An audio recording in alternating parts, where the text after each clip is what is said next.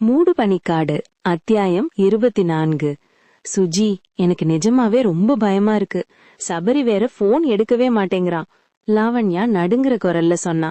அவ கண்ணு அப்படியே அந்த கதவையே விரிச்சு பாத்துட்டு இருந்துச்சு. அக்கா, எனக்கும் தான் பயமா இருக்கு. வெளியே நிக்கிறது நமக்கு தெரிஞ்சவங்க மாதிரி தெரியல. சுஜி சொல்லிட்டு இருக்கும் போதே கதவை தட்டுற சத்தம் முன்ன விட ரொம்ப பலமா கேட்டுச்சு.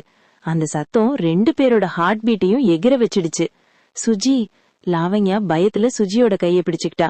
அதே செகண்ட் பின்பக்க கதவும் தட்டப்படுற சத்தம் கேட்கவும் 2 பேருக்கும் பயத்துல வேர்க்க ஆரம்பிச்சிடுச்சு.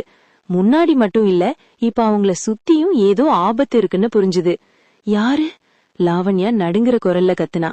இருக்கா, சுஜி மெதுவா சொல்லிட்டு டைனிங் டேபிள் மேல இருந்த கத்தியை எடுத்து கையில டைட்டா பிடிச்சுக்கிட்டா. ஏதோ தப்பா நடக்க போகுதுன்னு அவளுக்கு உள்ளுணர்வு சொல்லுச்சு.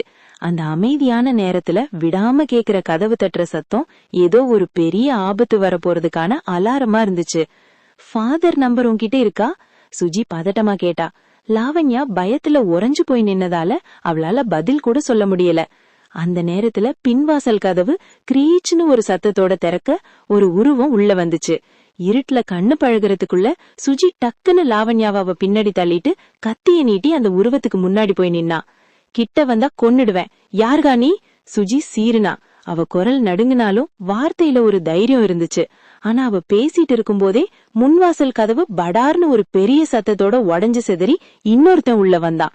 இப்போ 2 உருவங்கள். சுஜி கையில கத்தியோட நிக்க, லாவண்யா பயத்துல செவுத்தோரமா ஒடுங்கி போனா. வீட்டோட ஒவ்வொரு சத்தமும் அவங்கள மிரட்டுச்சு. இங்க காசு பணமெல்லாம். சுஜி பேசி முடிக்கிறதுக்குள்ள பின்வாசல் வழியா வந்தவன் அவ கண்ணத்துல பலார்னு ஒரு அரவிட்டான்.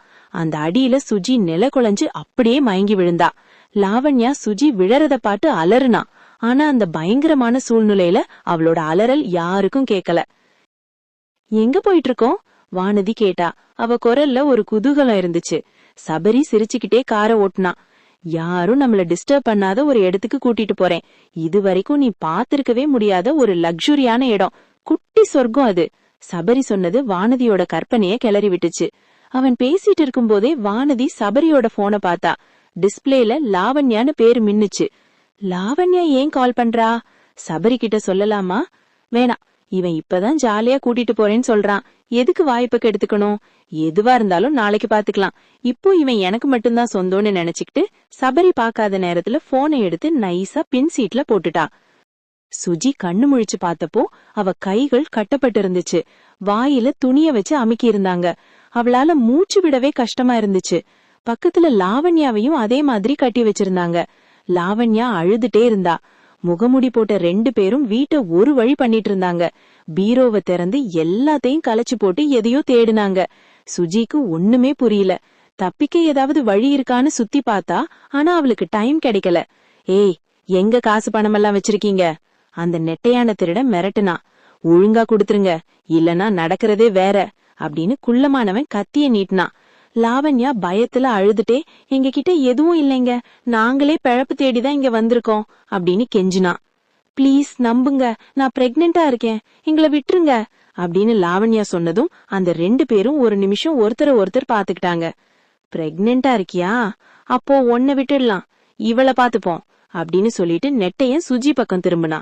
குள்ள லாவண்யா கழுத்துல கத்திய வச்சு, சத்தம் போட்டா இவளை கழுத்தை அறுத்துடுவேன் அப்படின்னு சுஜிய மிரட்டுனா. பொய் சொல்லாத, இது ஒரு டாக்டரோட வீடுன்னு நமக்கு தெரியும். டாக்டர் எல்லாம் எவ்வளவு சம்பாதிப்பாங்கன்னு தெரியாதா? சுஜி தைரியத்தை வரவழைச்சுக்கிட்டு, அக்கா பிரெக்னெண்டா இருக்கா, அவ கழுத்துல கத்திய வச்சுட்டு நான் ஏன் பொய் சொல்ல போறேன்? பணம் இருந்தா இந்நேரம் உங்களுக்கு கிடைச்சிருக்குமே. இது எங்க வீடே இல்லைங்க, வாடகை கொடுக்க கூட எங்க கிட்ட காசு இல்ல அப்படின்னு சொன்னா. அந்த 2 திருடர்களும் யோசிச்சாங்க. ரிஸ்க் எடுத்து வந்துட்டோம், சும்மா போக முடியாதுடா அப்படின்னு குள்ள சொல்ல, அந்த நெட்டைய ஒரு கேவலமான சிரிப்பு சிரிச்சான்.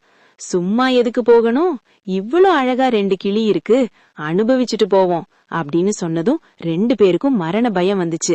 வேணா, எங்களை விட்டுருங்க சுஜி கெஞ்சினா. ஆனா அந்த நெட்டையன் சுஜி வாய மூடி அவளை தூக்கி தோள்ல போட்டுக்கிட்டான். நான் இவளை பெட்ரூம்க்கு தூக்கிட்டு போறேன், நீ அக்காவை பாத்துக்கோ, நான் இவளை முடிச்சிட்டு வரேன் அப்படின்னு சொல்லிட்டு சுஜிய தூக்கிட்டு ரூமுக்குள்ள போனான். சுஜி தப்பிக்க எவ்வளவோ திமிரி பார்த்தா, ஆனா அவனால முடியல. லாவண்யா கட்டி போட்ட நிலையில அழுதுட்டே எதுவுமே பண்ண முடியாம நிக்க, அந்த குள்ளன் கேவலமா சிரிச்சுட்டே அவளை நெருங்கினா. அடுத்து என்ன நடக்க போகுதுன்னு மனசு பதறுதில்ல? அந்த பதட்டத்தோட அடுத்த எபிசோடுக்கு கொஞ்சம் வெயிட் பண்ணுங்க.